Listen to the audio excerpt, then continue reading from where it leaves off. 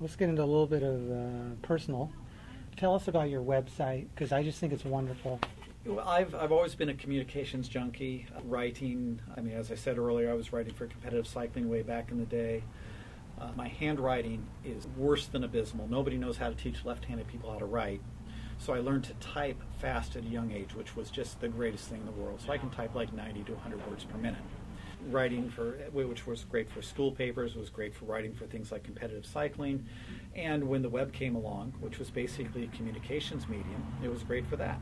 If you can write, you've got this format right there, you can put it all right out for people to see. Our website went online, I think, in 1996. We're ahead of most.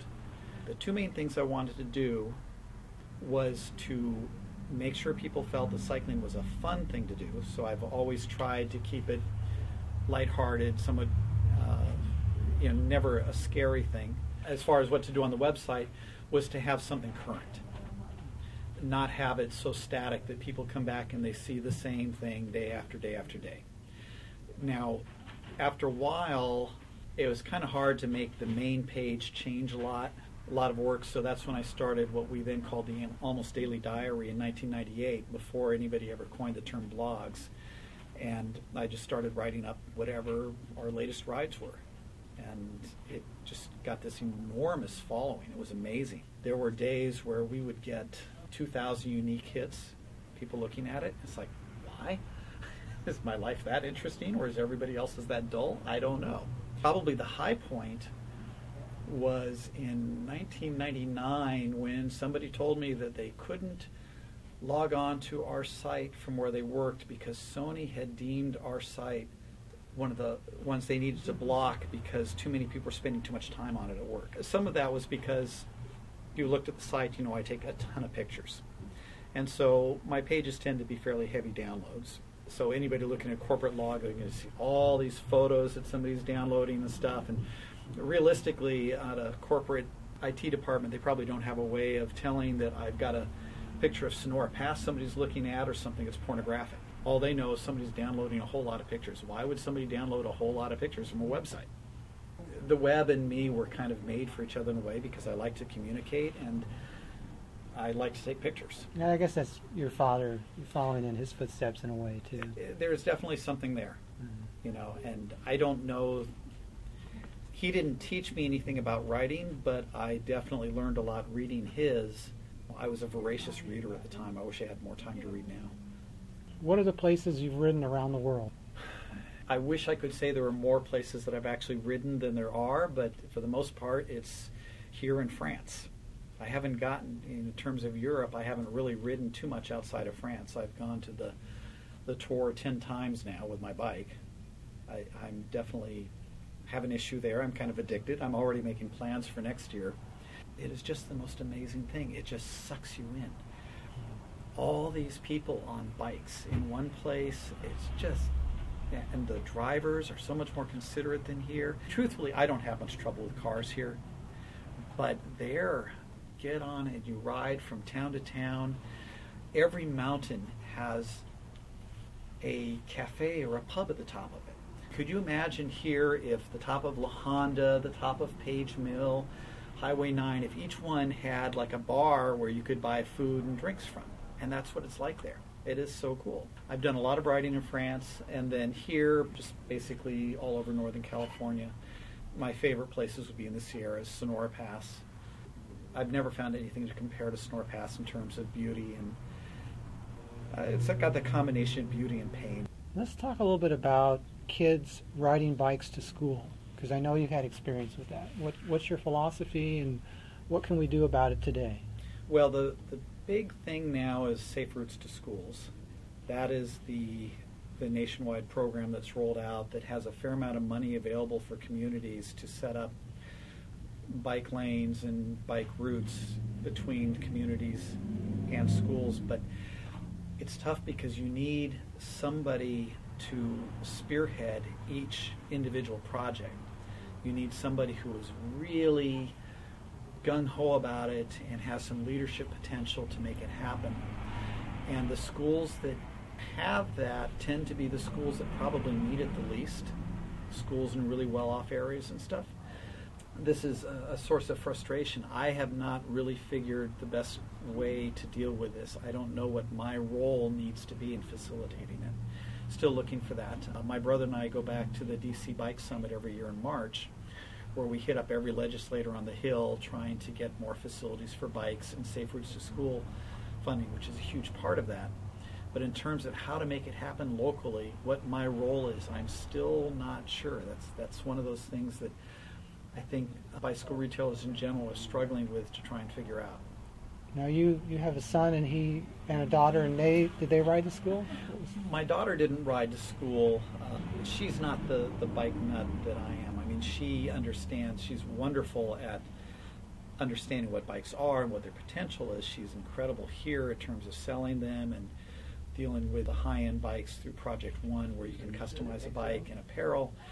But she's not the nutcase rider that I am, or my son for that matter. My son didn't start out as a real serious rider. We got him riding to school because it was something, a way to help him kind of escape the house and stuff and try to get away from video games. He was in really bad shape for a while. He was a poster child for the kid who spends too much time at home, sitting on a couch, playing video games, eating too much. We just made huge inroads from him. He went from 5'3" and way over 200 pounds to 5'9" and 185 or so now. And bike riding was really what did it for him. So he's been riding to school at Woodside for the last, he's a senior now. He was riding to junior high before that. It's become more a part of his life probably than we thought it might originally, because he has epilepsy, so it's not like he's going to be driving a car anytime soon. So the bike is also his way of getting around it. Now for me, I didn't get a driver's license until I was 18 by choice, because I just thought riding a bike was the thing to do. For him, he doesn't have that choice. I wish he did. I think even if he did have that choice, he'd still be riding. I think he has gotten bitten by the bug pretty hard. What is it that parents can do to put their mind at ease about safety? First, I don't think the world is as dangerous as parents think it is. When you talk about changes in the last 20 years, the goal of the media is to personalize every story and make sure that you feel like you could have been the victim of whatever that was. I don't think, if you look at statistics, that it's any more dangerous riding a bike or driving a car or anything else now than it was back then. I think parents need to relax a little bit and realize that it's not that bad, and that it's good for kids to get out and learn how the world works instead of just keep them entombed inside. At some point they're going to leave. What's going to happen if they have no tools to deal with the world? And besides, when we were growing up, we didn't have cell phones. We left the house for hours at a time, and somehow things worked out. Now, how hard is it to keep track of where your kid is? It's not. So why are we so worried about them going out on a ride? And how about in terms of educating them effective cycling? It's a problem, because that's one area that schools just don't deal with anymore. When I went to school, we actually had a couple times a year where the fire department or somebody would come by and they'd set up cones and stuff, and you do drills, and they teach you about the rules of the road and explain that it's not legal to ride facing traffic, and just basic stuff, and nobody does that anymore.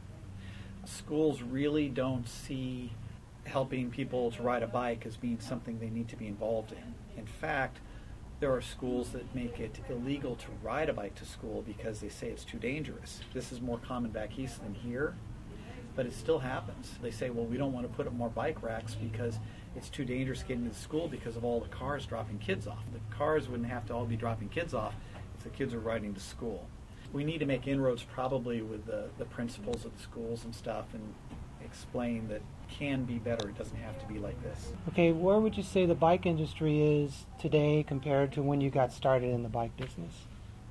It's a lot more fragmented. There are a lot more directions it's going in.